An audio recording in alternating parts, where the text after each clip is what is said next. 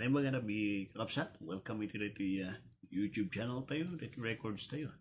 And it's been manual daw, mawayan tayo manan, nag-record, kan adalan tayo. Iti ikakasta tayo nga magsango, iti Christian warfare ngayon tayo nga talaga. May isa nga naimandar kada tayo nga hanto nga ikaton ti panunot tayo iti na Kristiyano kat deta iti biyag iti gubat. Iti panahon nga dito nga han nga amo iti tao no anya ti biyag iti gubat kasla ignorante tayo ta hantay mo tinmalan niya malaksi dagiti nang paadas ti gubat dagiti lulula ken dagiti kakailan tayo nga dagiti Israel nga mabuyada makikita da no nya ti mangyari ti gubat ijay ketida do mga areas iti lubong nga visible iti gubat makikita da very shocking kanawan iti asina iti chimpo ti gubatan whether there is may sa ubing inusinting ubing mairaman diay and that is the same thing and pudpudno na itay ti biag ti anak ni Diyos. No pagtutungtungan tayo tigubat awan tias asi ti jablo kada tayo. Ubing ka, linmakay ka, natangan ka, kunati sa ti Diyos. Agsagana ka, tarigagay ti jablo nga, patayon da ka, dadawlan na ti biyag mo. And kunati sa ti Diyos ito'y, dahil iti rason, no apay nga, masapol, since kasta iti estado, iti biyag yun, masapol, nakaalirto tayo nakakanayan.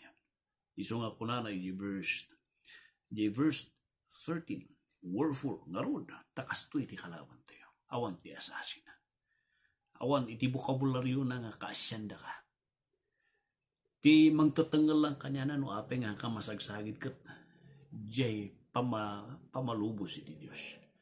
You are being protected by God. Without iti Diyos nga ipalo nga tanggalan na ti kaya ti diablo dadalan ti biyag. Kunati sa uti apo nga ron, take unto you the whole armor of God. Know iti Christian life. Iti panagbiag tayo nga anak ni Diyos kat gubatan. Pagpakasya kada kayo kunan ni Pablo. Please, kanain ko mga isusuot yun. Iti amin nga armas, iti may sa nga Kristiyano, nga soldado ni Diyos.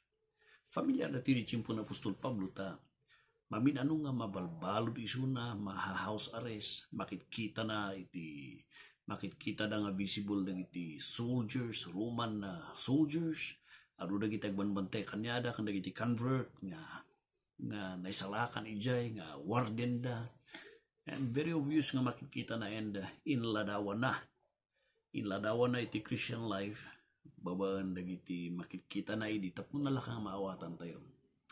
Kasto iti kakastana tapno nalakang maawatan iti Diyos. Mausar iti analogy, mausar iti illustration tapno maidanon nga nalaka.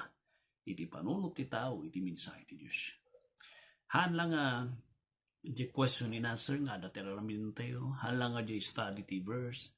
Alang nga dagi usaran tayo ti history, but we also use dagiti analogy, dagiti present nga illustration tayo nga objects nga amuti tao ti panawon tayo tapno maawatan tayo.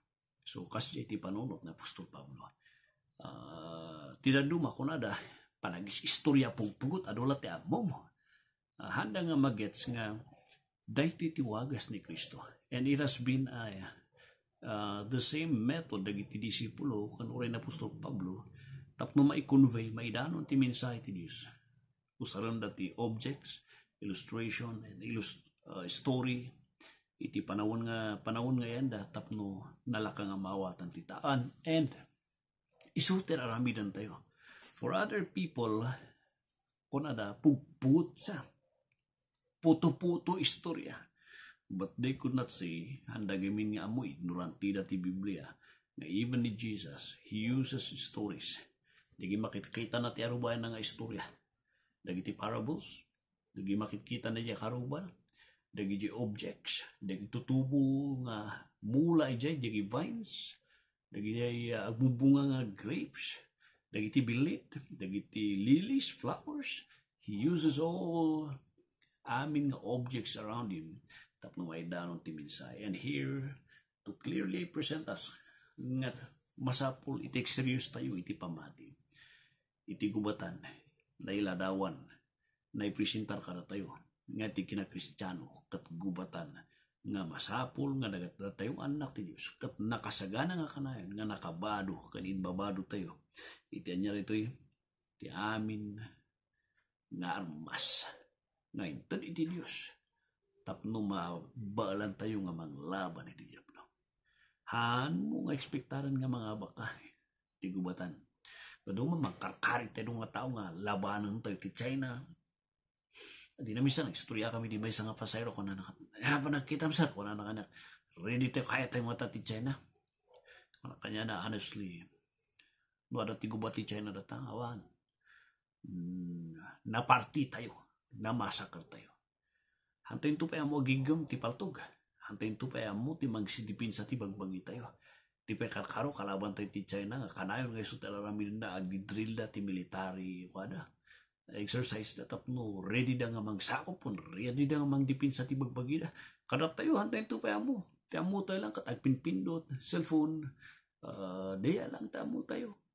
When it comes to actual battle, ignorante tayo. And yet, naglastog tayo nga kasla nga, norado makarkaritan tayo ti gobyerno tayo nga, irugida ti gubat iti China.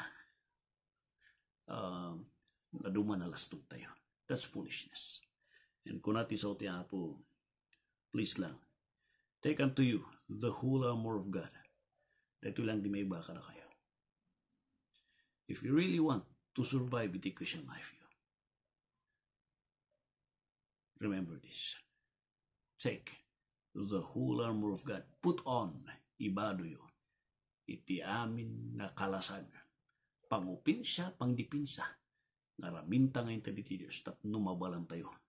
Nga abakan iti diablo, iti tiyempo, iti gubatan, iti tiyempo, iti apa, iti tiyempo, iti aktual nga panagsamo tayo, iti diablo, kang uray na iti demonyo na. Put on the whole armor of God. Adalang tayo iti sumarsaro, no? Anya dagi armor of God nga dagi.